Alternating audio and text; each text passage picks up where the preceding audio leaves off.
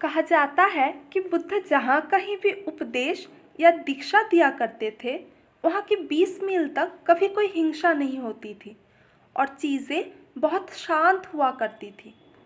एक समय की बात है, एक आदमी था जो पागल हत्यारा था। उसने कसम खाई थी 1000 आदमियों को मारकर समाज से बदला लेने की, क्योंकि समाज ने उसके साथ अच्छा व्यवहार नहीं किया था। इसलिए वो 1000 आदमियों को मारकर समाज से बदला लेने का ठाना था और मारे गए प्रत्येक आदमियों का एक उंगली लेकर वो गले में माला बनाकर पहन लेता था। इसलिए उसका नाम अंगुलीमाला था। अंगुलीमाला से सभी डरते थे, यहाँ तक राजा और सेनापति भी उससे डरते थे। जहाँ कहीं भी लोगों को पता चलता था कि अंगुलीमाला रहता है, वहाँ कोई नहीं जाता था। इस वजह से आखिरी एक आदमी को मारकर अपना बदला पूरा करना अंगुलीमाला के लिए मुश्किल हो गया था। उस समय बुद्ध जंगल के पास एक गांव में रुके हुए थे। जब वो निकलने लगे तो गांव वालों ने कहा, आप उस रास्ते से मत जाइए, वहाँ एक पागल हत्यारा रहता है। वो पहले ही 999 आदमी को मार चुका है। वो मारने से पहले दोबारा नहीं सोचता है। वो ये नहीं सोचेगा कि आप बुद्ध हैं, इसलिए आप अलग रास्ता ले लीजिए। ये सुनकर बुद्ध ने कहा, अगर मैं नहीं जाऊंगा तो कौन जाएगा? उसे और एक आदमी की ज़रूरत है। मुझे जोखिम उठाना चाहिए, उसे मेरी ज़रूरत है। या तो वो मुझे मार डालेगा या फिर मैं उसे बदल दूंगा। ये कहकर बुद्ध वहाँ से चले गए। जिन शिष्यों ने कहा था कि वो अंत तक बुद्ध का साथ रहेंगे, वो डर गए और जैसे जैसे बुद्ध जंगल के ओर बढ़ने लगे, वो सारे एक एक करके पिछड़ने लगे। बुद्ध जब पहाड़ी पे पहुँचे तो वो बिल्कुल अकेले थे, उनके साथ और कोई नहीं था।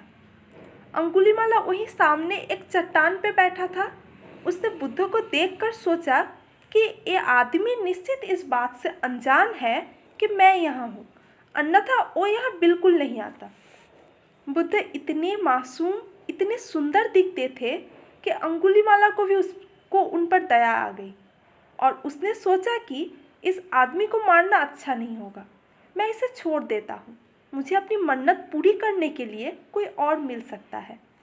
लेकिन फिर उसने दोबारा सोचा, क्यों ना आज ही मैं अपनी मन्नत पूरा कर लेता हूँ। फिर उसने बुद्ध से कहा, वापस जाओ, वहीं रुक जाओ, आगे मत बढ़ो।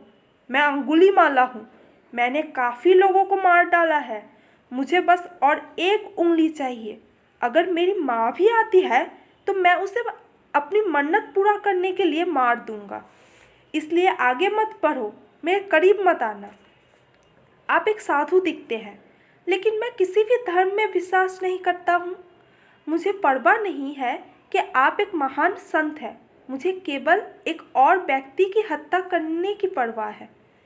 इसलिए आगे मत बढ़ो, अन्यथा मैं तुम्हें मार डालूंगा।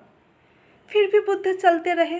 अंगुलीमाला ने सोचा कि शायद ये आदमी बहरा या पागल है, इसलिए वो फिर से चिल्लाया, रुको और एक कदम मत बढ़ाओ। और बुद्ध ने कहा, मैं पहले ही रुक चुका हूँ, मैं हिल नहीं रहा।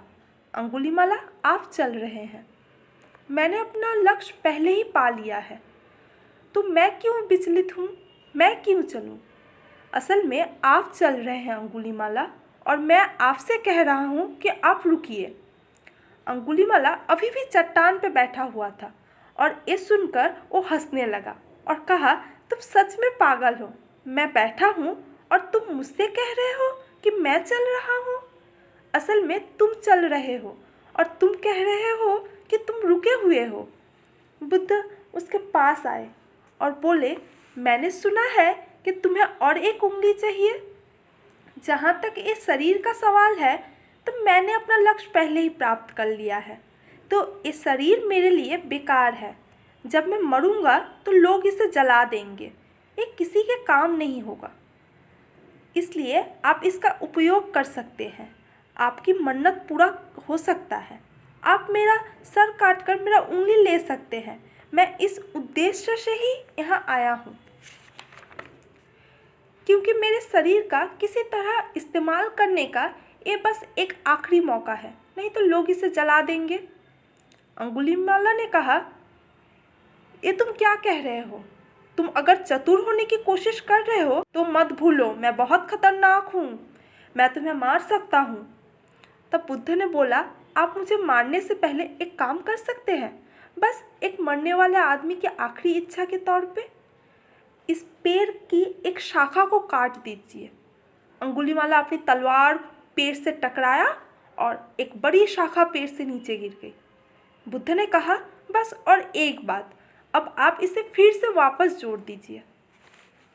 अंगुलीमाला ने कहा, अब मुझे पूरी तरह से ये ज्ञात हो गया है कि तुम पागल हो, क्योंकि मैं इसे पेड़ से नहीं जोड़ सकता। बुद्ध हंसने लगे और बोले, जब आप केवल ही नष्ट कर सकते हैं और उसे बना नहीं सकते तो आपको नष्ट करने का कोई अधिकार नहीं, क्योंकि विनाश तो बच्चों के द्वारा भी किया जा सकता है। इसमें कोई बहादुरी नहीं है। इस शाखा को कोई भी आम बच्चा काट सकता है, लेकिन इस शाखा को वापस जोड़ने के लिए एक उपयुक्त मास्टर की आवश्यकता है। यदि आप एक शाखा को वापस पेड़ से नहीं जोड़ सकते तो आप एक मानव सिर काट के अपना उपयोगिता कैसे समाज को साबित कर सकते हैं? क्या आपने कभी ऐसे सोचा है? अंगुलीमाला अपनी आंखें बंद कर कर बुद्ध के चरणों में गिर गया और कहा, मैंने ऐसे कभी नहीं सोचा। आप सही हैं, अगर मैं कुछ सृष्टि नहीं कर सकता तो मुझे नष्ट करने का भी कोई अधिकार नहीं, लेकिन मुझे पता ही नहीं था मुझे क्या करना चाहिए। आप कृपया मुझे उस मार्ग पर ले चलिए। और कहा जाता है कि उस एक क्षण ने अंगुलीमाला को पूरी तरह से बदल दिया। उसका विनाशकारी स्वभाव रचनात्मक स्वभाव में बदल गया और वो हत्यारा से साधु बन गया। अगर आपको हमारी ये कहानी पसंद आई है तो हमारे चैनल को लाइक और सब्सक्राइब कीजिए। फिर से हाजिर होंगी कोई नई कहानी के साथ। आज चलती